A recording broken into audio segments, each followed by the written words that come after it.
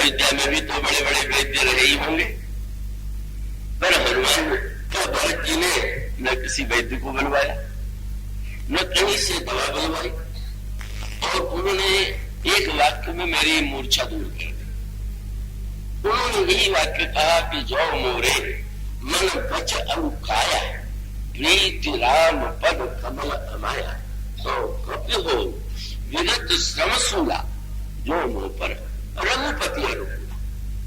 अब हमारे मन में प्रभु के चरणों में माया रहित प्रेमी हो और प्रभु मेरे अनुकूल हो, तो ये कपि महोदय आप श्रम और शूल से मुक्त हो जाए।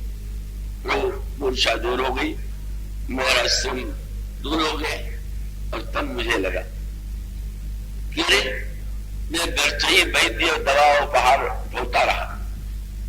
जिस वाक्य से भरत जी ने मेरी मूर्छा दूर कर दी होती, उस वाक्य से लक्ष्मण जी की मूर्छा भी तो दूर हो सकती थी। इसका अर्थ है कि देखिए कैसा बड़ा विश्वास था उनका, आप भी मेरे प्रति अनुकूल है, पर वो बात उस समय ध्यान में नहीं आई। तो ये तीसरा पाठ तो और भी आनंददायक था। कोई आवश्यकता नहीं वैद्य, कोई आवश्यकता नहीं औषधि को दूर के से लाने की। सबसे बड़ी औषधि तो आपकी भक्ति है, आपका रघुपति भगति सुजीवन पूरी, अनुपान श्रद्धावती पूरी, यही विधि। भले सुदोष नसाई वो दिव्य औषधि का मेरे पास थी, ऐसा नहीं कि नहीं थी, पर उन्होंने तत्काल उसका उपयोग किया और आपको इतना कष्ट समय लगा।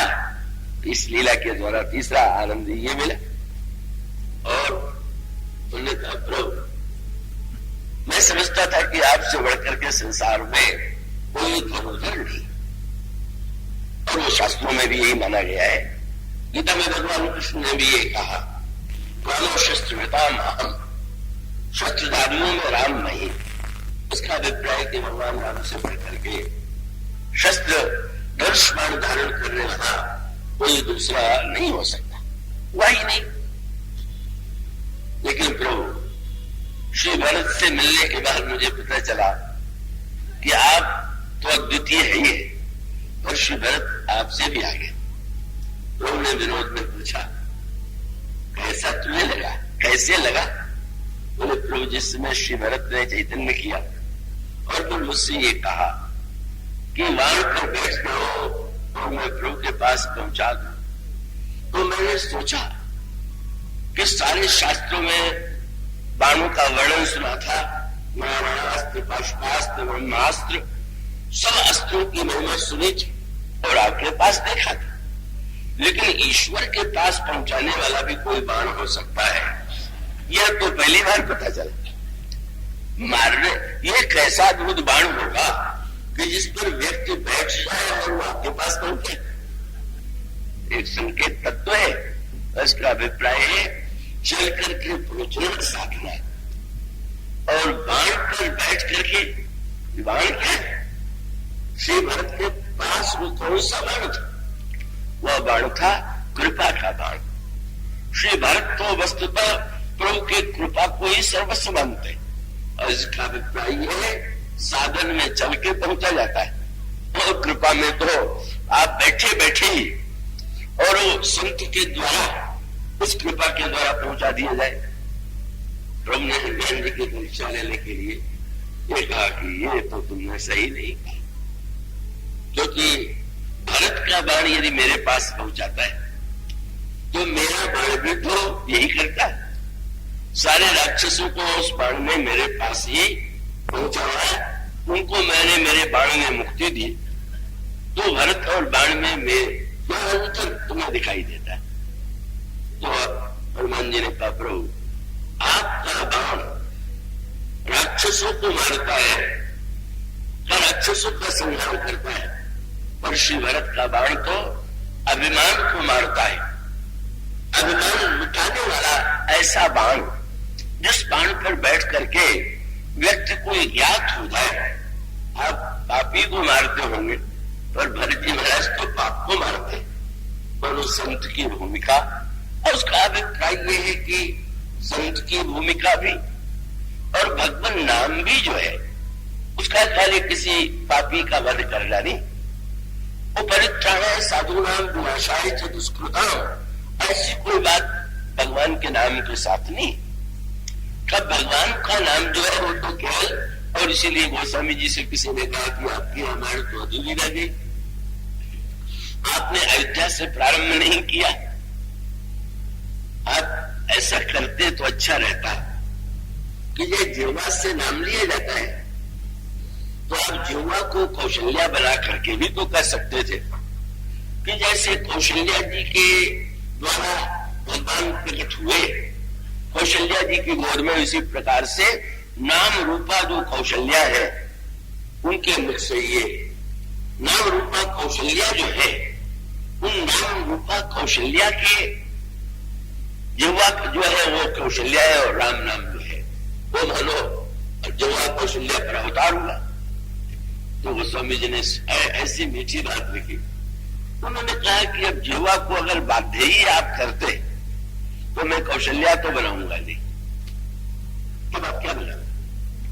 और तब उन्होंने लिखा, उन जनमन मंज कंज मधुकर से और दीह जसोमति हरि हलधर से, मेरी जिह्वा यशोदा और रा और म जो दो अक्षर है वो कृष्ण और बलराम।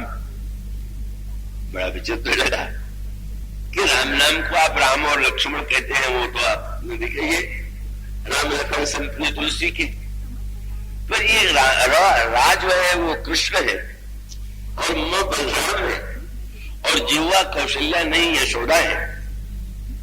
ये अपने आदि रामायण और उस रामायण में यहां से उन्हें क्यों जोड़ दिया। और तो गोस्वामी जी का जो उद्देश्य था वो ये था कि उन्होंने कहा कि श्री राम का अवतार तो मध्य दिन में हुआ, पूर्ण प्रकाश में हुआ, महाराज श्री दशरथ जैसे यज्ञकर्ता के माध्यम से हुआ, कौशल्या जी के द्वारा हुआ। पर हम नाम भगवान को वहां नहीं ले जाना चाहेंगे। हमें तो याद आती है कारागार में पड़े हुए वसुदेव और देव, हथकड़ी बेड़ी वो तो कुछ समय के लिए लेकर के गए।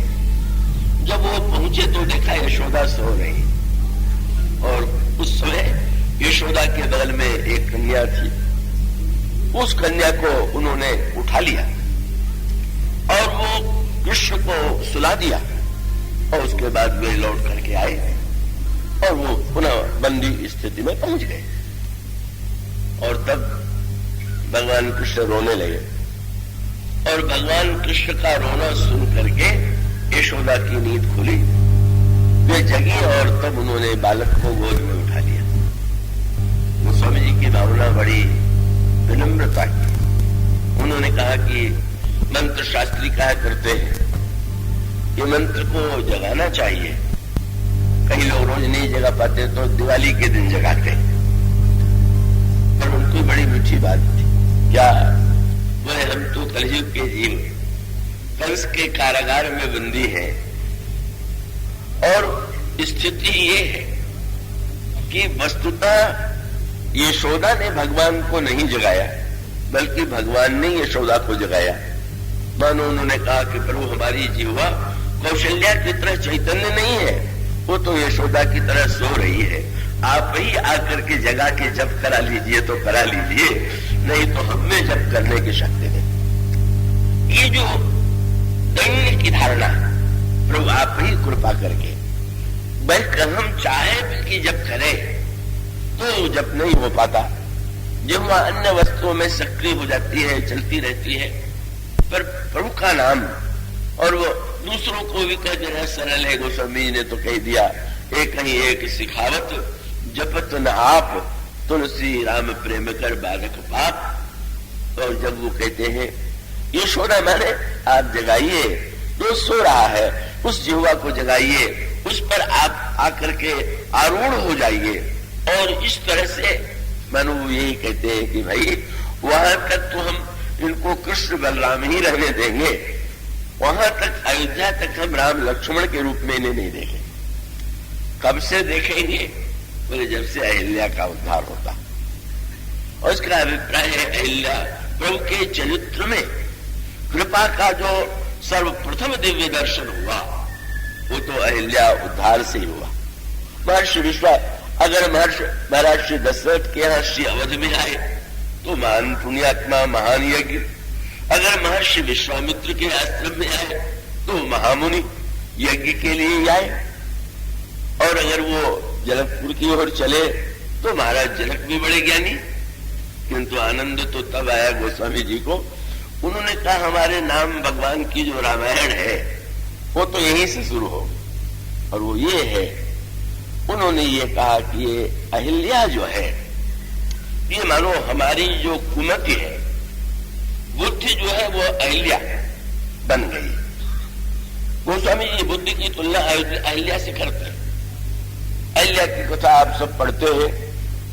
अहिल्या पत्थर बन गई थी, और वो पत्थर क्यों बन गई थी उसकी कथा इस रूप में आती है कि इंद्र जो है वो अहिल्या के रूप पर आसक्त था। अहिल्या महान सुंदरी थी, परम सुंदरी थी।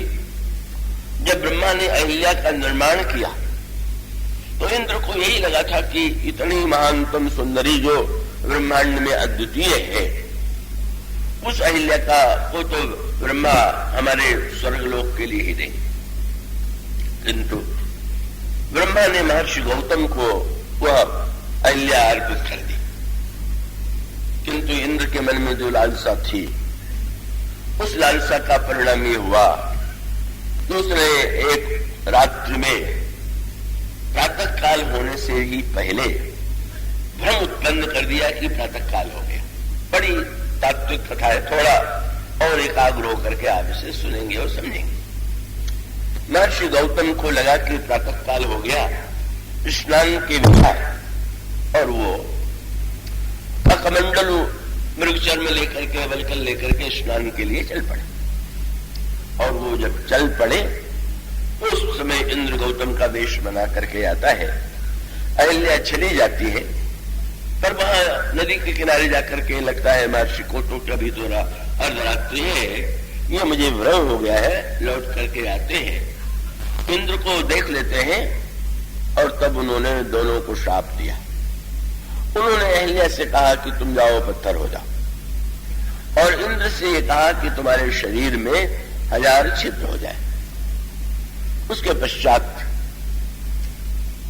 का दोनों अहिल्या ने अनजाने में हुई भूल को स्वीकार कर लिया। मुझे धोखा हो गया। तो गौतम ने भी, इंद्र ने भी यही कहा कि मुझसे बड़ा अपराध हो गया, पर मैं कामोन्माद के कारण कामांध होकर के ऐसी भूल कर बैठा। हमारे अपराध का निराकरण कैसे होगा? और तब महर्षि ने दोनों को उपाय जो बताया वो भगवान राम से जुड़ा हुआ, और वो भगवान राम से जुड़ा हुआ इस रूप में था कि उन्होंने कहा कि अहिल्या, जब श्री राम के चरण की धूल का स्पर्श तुम्हारे शरीर से होगा तो उस समय तुम्हारी जड़ता मिटेगी और चेतना लौट आएगी। और इंद्र से भी कहा कि जब दूल्हे के रूप में तुम श्री राम का जनकपुर में दर्शन करोगे तो तुम्हारे शरीर के जो 1000 छिद्र है वो 1000 नेत्र के रूप में बदल जाएंगे। बड़ी ही गंभीर, समझने योग्य और तात्विक कथा।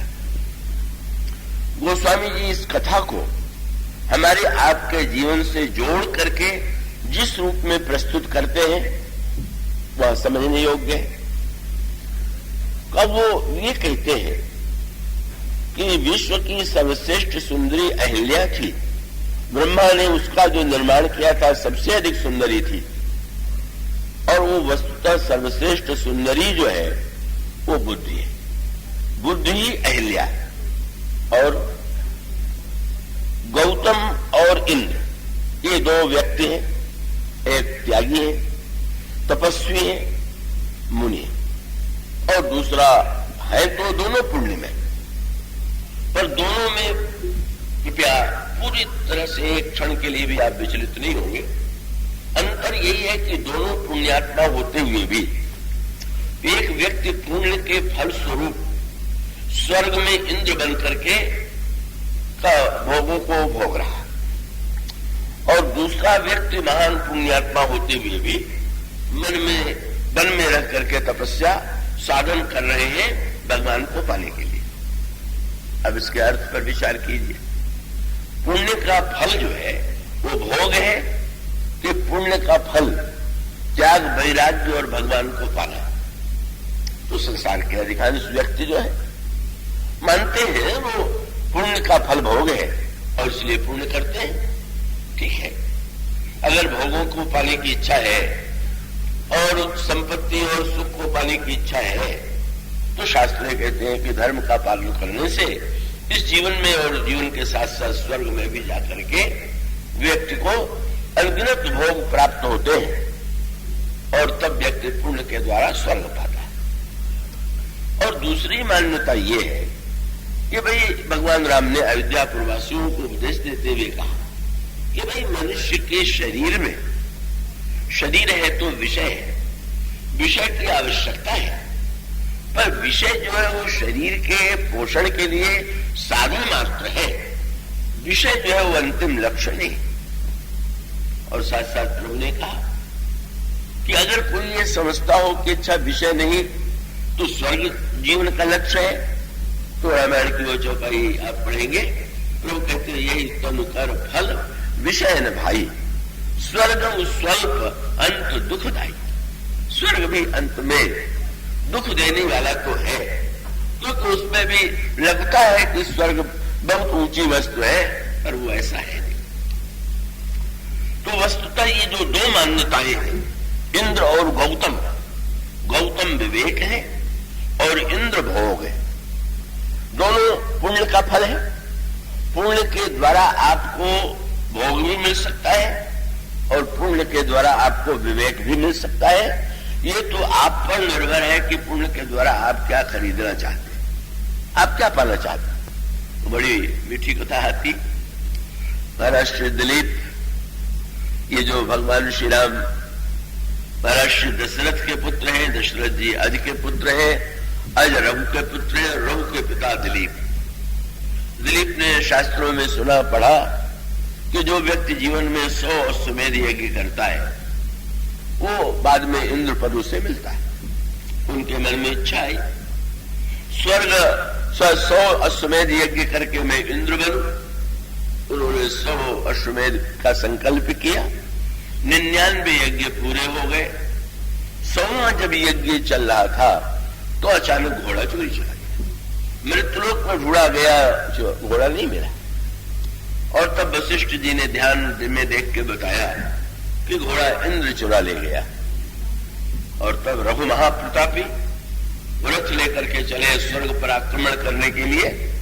हम अभी इंद्र से घोड़ा छीन के ले आए, पर दिलीप ने अंतिम क्षण में जो निर्णय किया वो महानतम सूर्यवंश की परंपरा के अनुकूल थे। उन्होंने यही कहा कि 100 अश्वमेध यज्ञ पूरा करने का संकल्प में छोड़ता हूं, तो मैं स्वर्ग में जाकर के घोड़ा लाने की आवश्यकता नहीं। लोगों ने कहा महाराज 99 पूरा हो चुका, 100वां पूरा होगा, घोड़ा लाएंगे, इसमें संदेह नहीं, आप रोकते क्यों।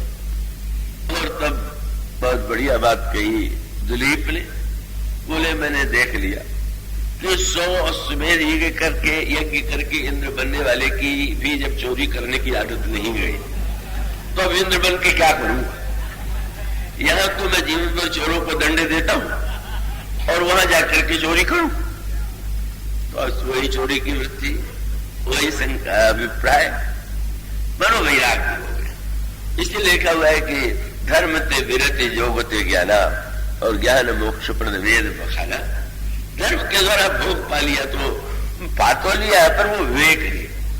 तो अहिल्या के प्रसंग में भी बात वही है, जो ब्रह्मा है वो निर्णय करते हैं कि नहीं नहीं, ये जो विश्व की ब्रह्मांड की सर्वश्रेष्ठ सुंदरी बुद्धि है उसको तो विवेक से उसका विवाह होना चाहिए, त्याग वैराग्य से विवाह होना चाहिए, भोग से नहीं।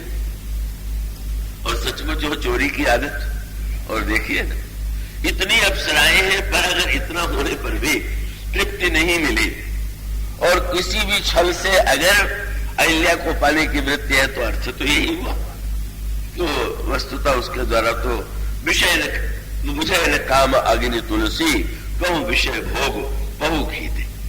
और तब मानो भोग जो है त्याग का वेश बना करके बुद्धि को छलने के लिए आता है। क्यों आता है?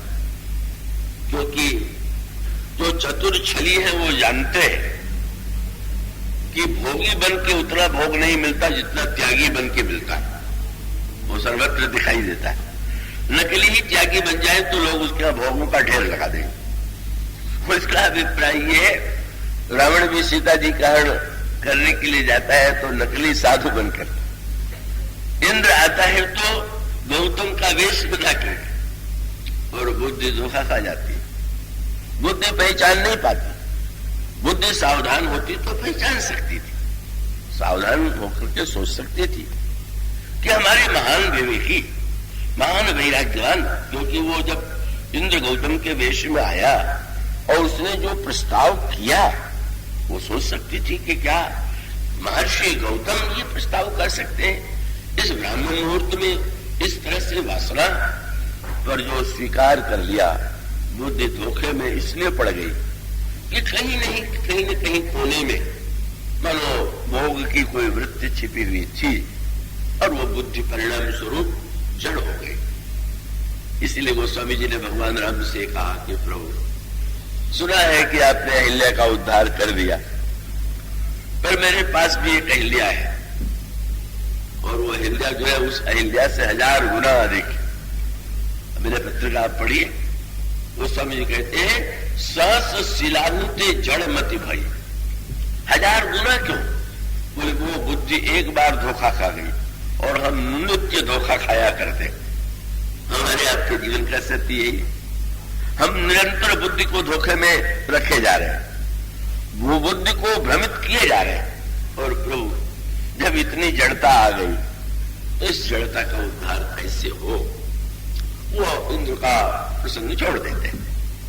तो अब वो मानो बुद्धि जो विषय के संस्पर्श से जड़ हो चुकी है उसका उद्धार कैसे हो? त्रेता युग में भगवान ने अवतार लेकर के उस अहिल्या का उद्धार किया, क्योंकि महर्षि गौतम संत थे ना, और संत ने जब पूछा प्रभु ने, महाराज ये कौन है? महर्षि गौतम की पत्नी, आपके चरण रज से इसका उद्धार होगा। और संकेत ये था, श्री सीता जी कौन है? बोले जास कृपा निर्मल मति पाऊं। श्री किशोरी जी जो है निर्मल मति देने वाली।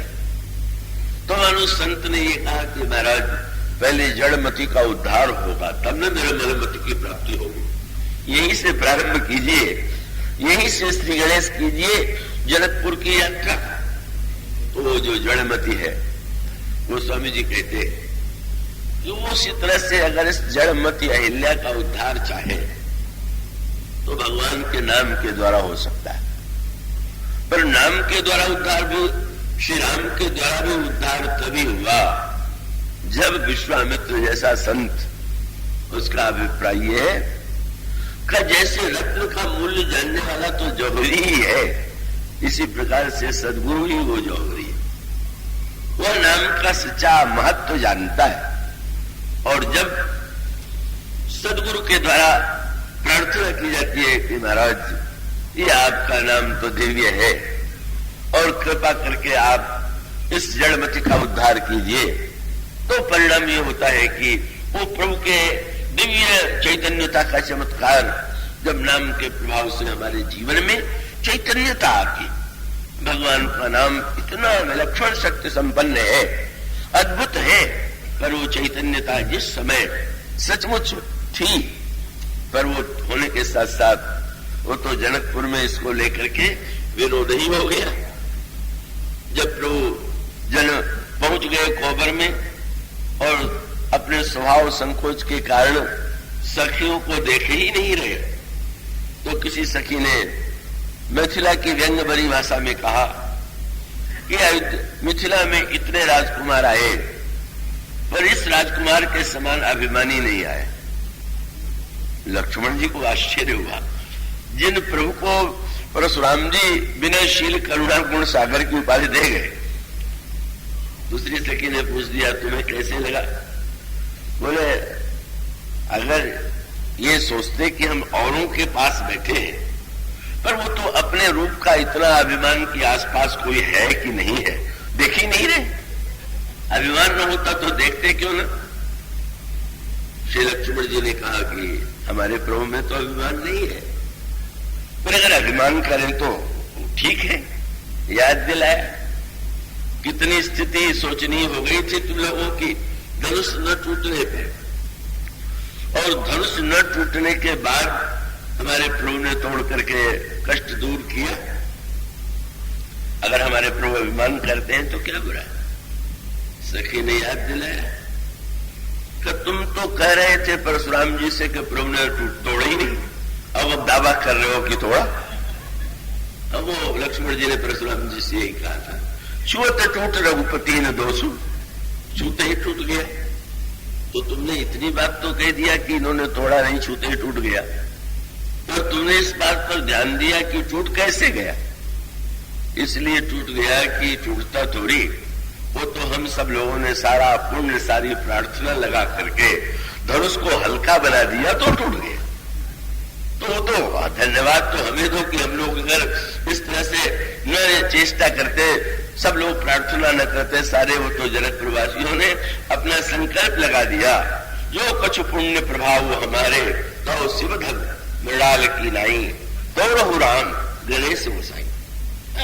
सारे जनकपुर वासियों का पुण्य, हम लोगों की प्रार्थना, और सबसे बढ़कर के श्री किशोरी जी की प्रार्थना।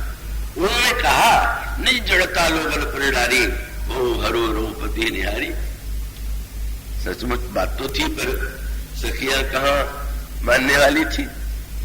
सखियों ने जब ये कह दिया कि वो तो कुछ नहीं हो, तो हमारी प्रार्थना का परिणाम, तो फिर लक्ष्मण जी ने अहिल्या प्रसंग की याद दिलाते हुए कहा, जब अहिल्या का उद्धार प्रभु ने किया था तो आप लोग तो नहीं थे। अगर ये चमत्कार प्रभु में है तो जड़ को चैतन्य बना सकते हैं तो कौन है? और तो व्यंग करते हुए मिथिला की सखी ने कहा, अगर ऐसे जड़ को चैतन्य बनाने वाले थे तो क्या इतने दिन तक कोई पत्थर और नहीं मिला था कि जिसको छू के चैतन्य बना? तब और उन्होंने कहा कि बस वो तो जब जनकपुर के मार्ग पर चले तो का उद्धार चरण से नहीं हुआ, धूल से हुआ, और वो धूल जनकपुर के मार्ग की थी, इसलिए चमत्कार धूल का है, चरण का नहीं। पर श्री लक्ष्मण कहते हैं कि अगर धूल का चमत्कार था तो उस धूल में तो अहिल्या नहीं जाने कब से पड़ी हुई थी, धूल ने उद्धार क्यों नहीं कर दिया? तब सबकी दृष्टि श्री राम की ओर से गई, प्रभु आप ही बता दीजिए कि वो चमत्कार चरण का था कि धूल का था? तो प्रभु तो बड़े विनम्र हैं, उनका चमत्कार तो गुरुदेव का था। उन्होंने अगर वो दोनों को न मिलाया होता तो वो तो चैतन्य जड़ता दूर नहीं हो सकती थी। इसी प्रकार से बुद्ध की जड़ता दूर तब होती है जब वो भक्त पथ की धूल और साथ साथ गुरु कृपा से नाम की महिमा उसका भान होता है, तो हमारी बुद्धि चैतन्य हो जाती है, निर्मलता की ओर चलती है। पर उसके लिए तो हमें नाम भगवान के स्वरूप को हृदयंगम करना होगा।